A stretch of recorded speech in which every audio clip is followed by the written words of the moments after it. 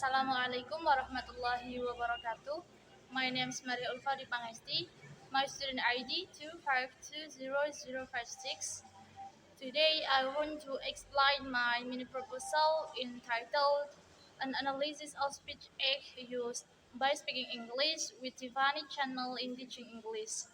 Jadi judul proposal saya hari ini yaitu analisis tindakan berbicara yang digunakan dalam speaking English dengan channel Tiffany Channel dalam pengajaran bahasa Inggris.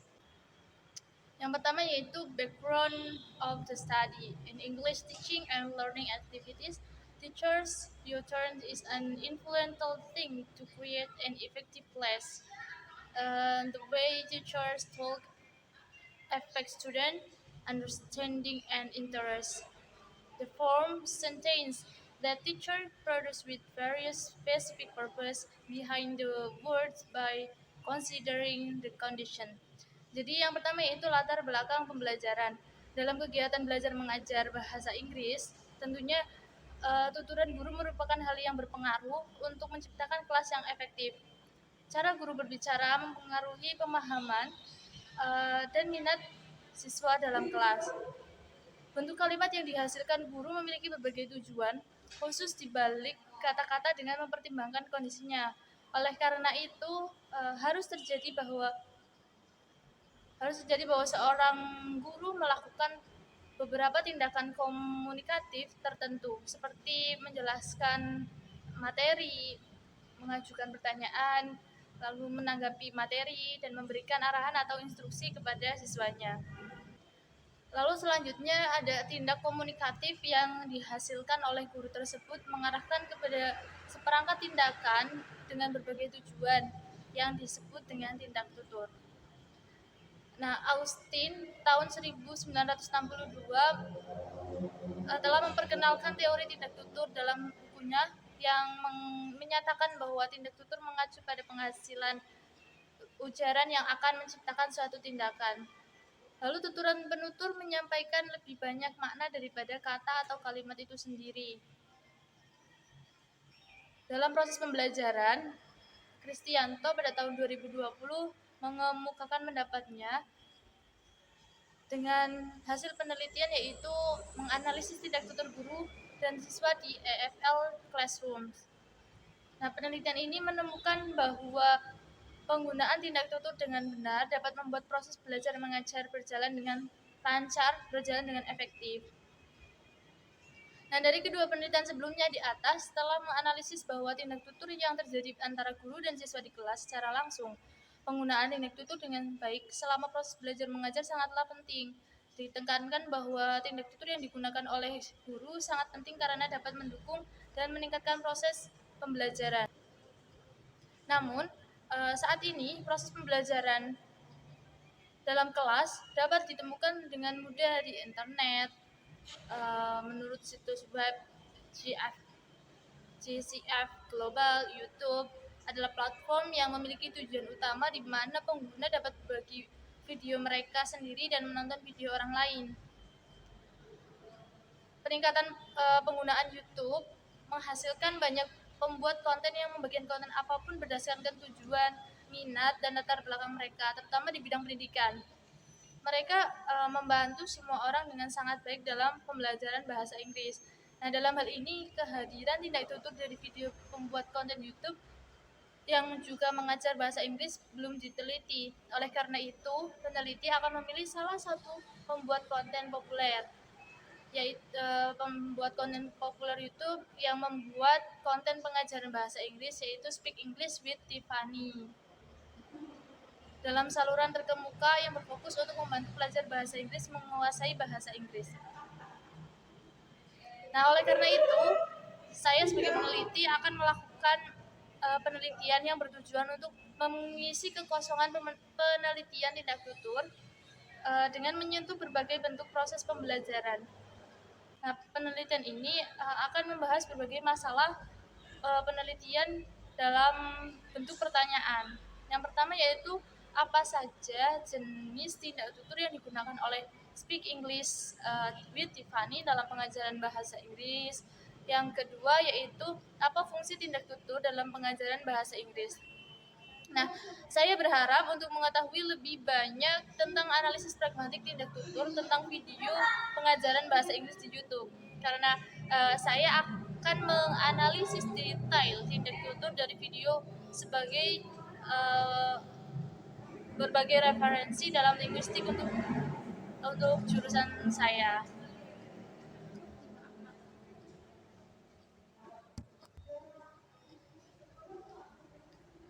Next, operational definition atau definisi operasional. Speech acts. Yang pertama yaitu speak acts, a part of pragmatic study which appear in word or phrase anything in spoken by the speaker to establish the speaker's purpose in influence on the listener. Jadi yang pertama yaitu tindak tutur. Nah, bagian dari kajian pragmatik yang muncul dalam kata atau frasa atau segala sesuatu yang diucapkan oleh penutur untuk menetapkan maksud penutur dan pengaruhnya terhadap pendengar. Next, the second is Speak English with Tiffany, a channel on YouTube that is focus on helping English learners um, the English language or Speak English with Tiffany. Jadi yang kedua yaitu Speak English with Tiffany. Berbicara bahasa Inggris dengan Tiffany. Nah, channel YouTube ini berfokus untuk membantu belajar bahasa Inggris, menguasai bahasa Inggris. And then the third is teaching English with YouTube. The employment of YouTube to deliver English lesson and support language teacher to reach the goals in enhancing the skills of students. Dan yang ketiga yaitu pengajaran bahasa Inggris dengan YouTube. Nah, penggunaan YouTube untuk menyampaikan pelajaran bahasa Inggris dan mendukung guru bahasa untuk mencapai tujuan dalam meningkatkan keterampilan siswa. Next is significance of research atau signifikansi penelitian. Nah, ada 3 poin di sini. The first is theoretical use. This study will strengthen 2GL, Austin, and GR. Share theory and support theories related to pragmatic of speech acts, as Austin stated that speech act refer to produce U-turns that will create in action. Jadi yang pertama yaitu kegunaan teoritis. Nah, penelitian akan memperkuat teori GL, Austin, dan GR serta mendukung teori-teori yang berkaitan dengan pragmatik tindak tutur. Seperti yang dikemukakan Austin pada tahun 1962 bahwa tindak tutur mengacu pada penghasilan ujaran-ujaran yang akan menciptakan suatu tindakan. Next, the second is empirical use. So this study will give the empirical insight about analysis pragmatic of speech act in Speak English with Tiffany Channels Utterance. Yang kedua yaitu penggunaan empiris. Nah, penelitian ini akan memberikan wawasan empiris tentang analisis pragmatik tindak tutur dalam Speak English dengan ucapan Tiffany Channel. And the third is practical use. This study can be additional reference for teachers or pre-service teachers to improve teaching ability considering the types of speech and should use. Dan yang ketiga yaitu kegunaan praktis. Nah, penelitian ini dapat menjadi referensi tambahan bagi guru atau calon guru untuk meningkatkan kemampuan mengajar mengingat jenis-jenis tindak tutur yang harus digunakan. Next is literature review atau tinjauan pustaka. Yang pertama atau first, speech acts. The theory of speech acts is a bridge of pragmatic that analyzes how words are used to convey information as well as carry out action. Austin is a philosopher whose most well-known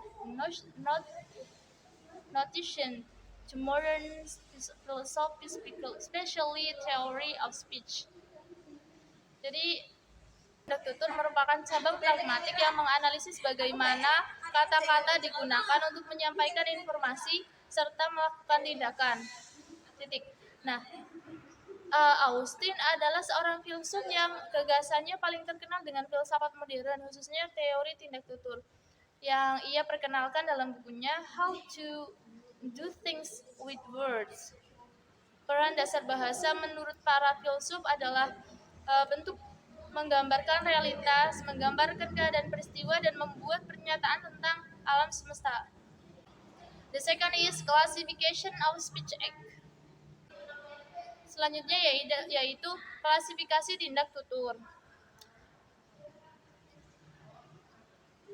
Searle dalam Levinson tahun 1983 mengkategorikan tindak tutur menjadi 5 kategori yang diklasifikasikan lagi dalam perwakilan, direktif, komisitif, ekspresif, dan deklarasi.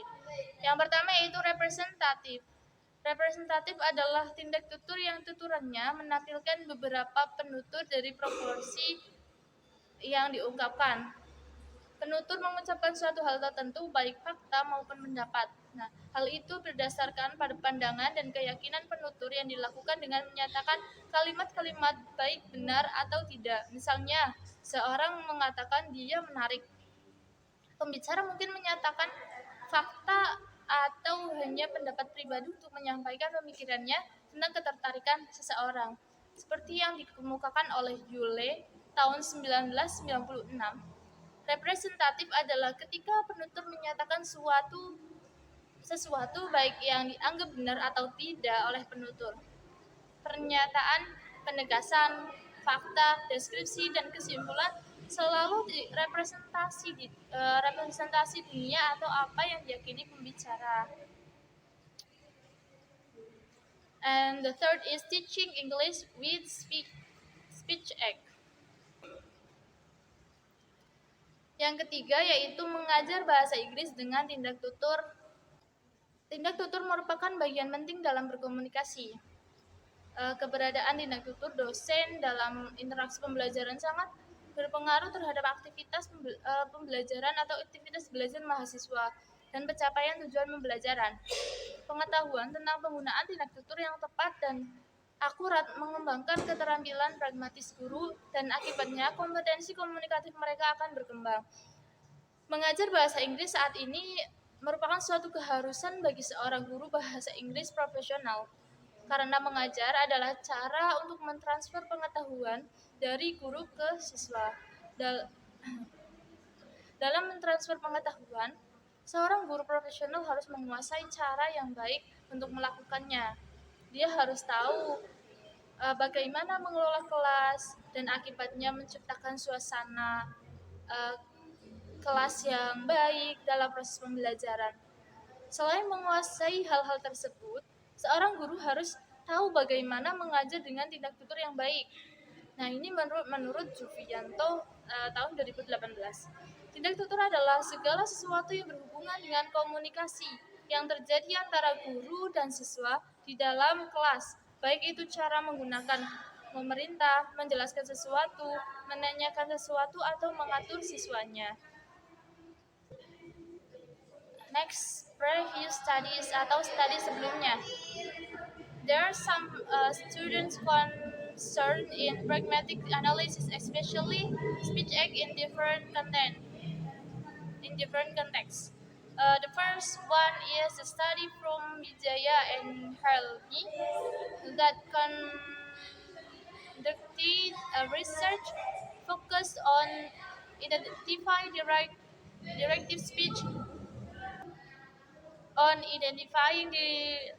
speech act show in the fold in our start. The study analyzed the movie script to find the types directive speech act and the direct speech. Selanjutnya yaitu studi sebelumnya. Ada beberapa studi yang bersangkutan dalam analisis pragmatik, khususnya tindak tutur dalam konteks yang berbeda. Yang pertama adalah studi dari Wijaya dan Helmi yang melakukan penelitian yang berfokus pada identifikasi tindak tutur direktif yang ditampilkan dalam The Fault in Our Stars. Nah, jadi penelitian ini menganalisis naskah film untuk menemukan jenis-jenis tindak tutur direktif dan tindak tutur langsung. Penelitian ini menggunakan penelitian kualitatif. Pengumpulan data diperoleh dari beberapa langkah penelitian, dimulai dengan menonton film, kemudian membaca naskah film, menganalisis dialog, dan membaca studi pustaka. Akibatnya, total 40 tindak tutur direktif sering digunakan dalam film. Dalam objek analisis tindak tutur analisis tindak tutur lainnya, Mufia dan Rahman memilih untuk melakukan penelitian tindak tutur dari pidato Donald Trump. Penelitian ini membahas tentang tindak ilokusi dalam pidato Donald Trump yang dominan digunakan. Hasil penelitian menunjukkan bahwa tuturan tersebut menghasilkan 46% tipe representatif dan 63 tuturan yang menunjukkan bahwa tuturan yang ditemukan. Penelitian ini membahas tentang tindak ilokusi dalam pidato Donald Trump yang dominan digunakan. Hasil penelitian menunjukkan bahwa tuturan tersebut menghasilkan 46% tipe representatif dari 63 tuturan yang ditemukan. Dari analisis tersebut, peneliti menyampaikan bahwa tindak tutur Trump dimaksudkan sebagai pernyataan faktual dan asertif. Next is research design.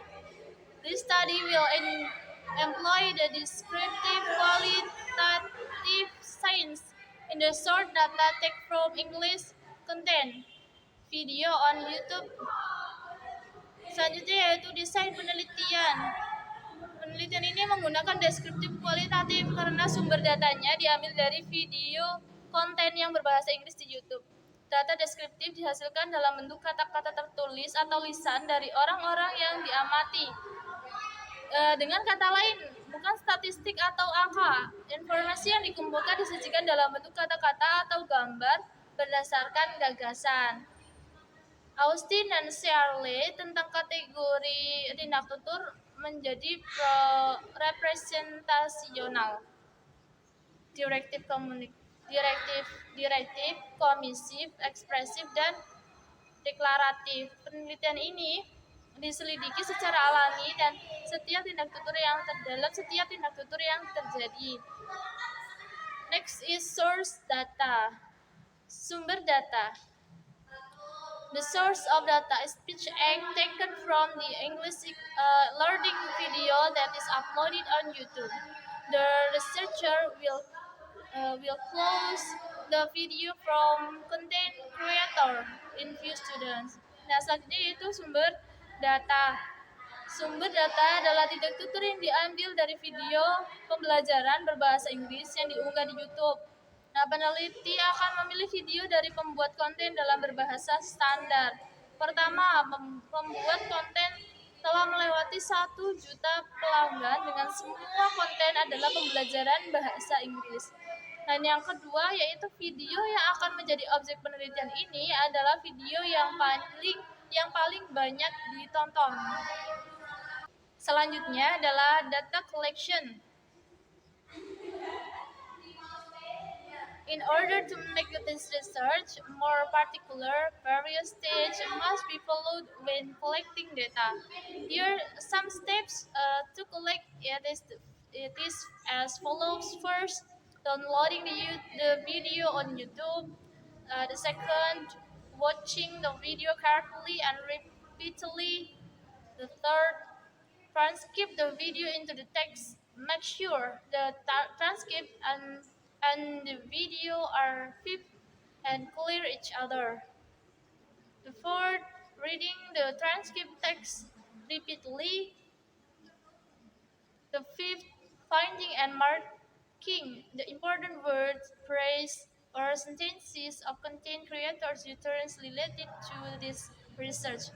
And the sixth, after collecting data completely, identifying and classifying the words, phrase, or sentence if contain creators' utterance.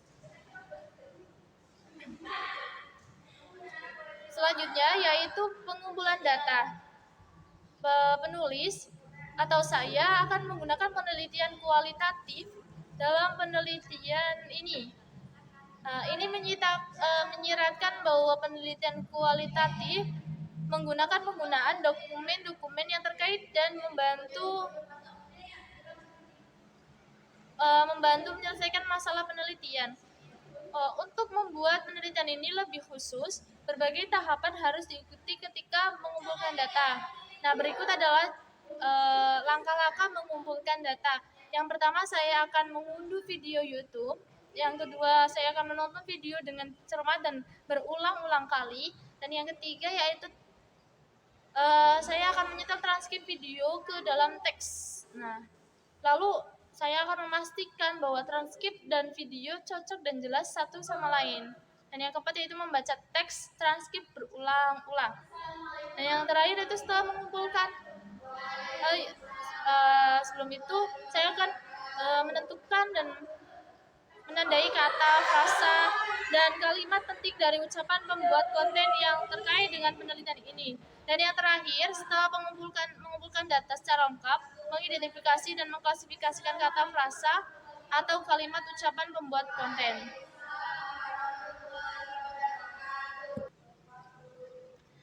And then the last is data analysis. The data analysis of this research is included in the type of content analysis. In this study, the researcher transcribed the data which has been collected from the video to help with analysis. The researchers refers to some reference about speech act by G.L. Austin and G.R. Searle to analyze the tendencies that include in the kinds of speech acts. There are some tips to analyzing it as follows. First, identifying the data that has been collected. The second, classifying the data according to the theory of speech act.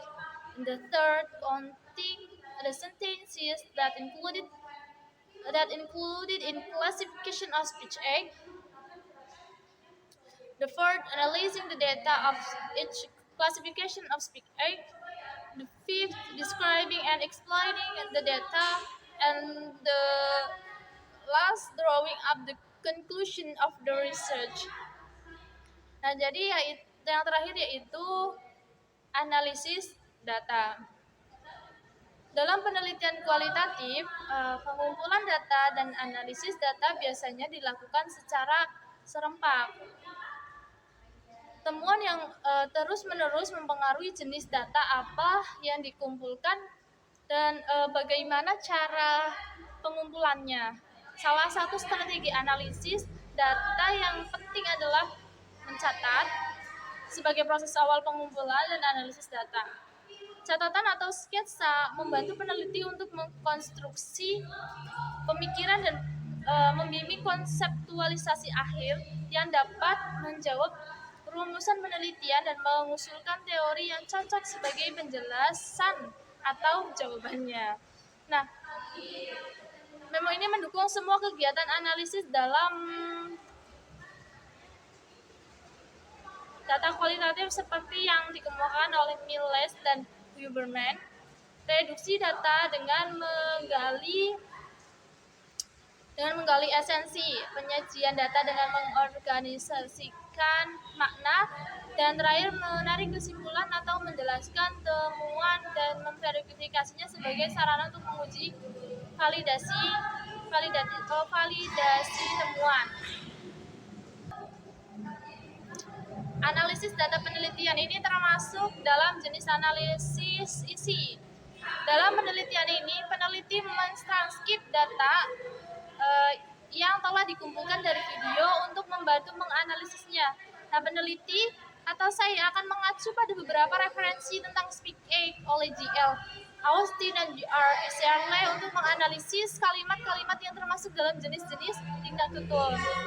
Ada beberapa langkah yang saya gunakan untuk menganalisis. Yang pertama yaitu mengidentifikasi data yang telah dikumpulkan. Yang kedua yaitu mengklasifikasikan data menurut teori tindak tutur. Yang ketiga menghitung kalimat yang termasuk dalam klasifikasi dari tindak tutur. Yang keempat, menganalisis data masing-masing klasifikasi tindak tutur. Yang kelima yaitu mendeskripsikan dan menjelaskan, dan yang terakhir menyusun kesimpulan penelitian. So that's all about my explain in my research. I'm so sorry if I have a mistake. Thank you very much. Wassalamualaikum warahmatullahi wabarakatuh.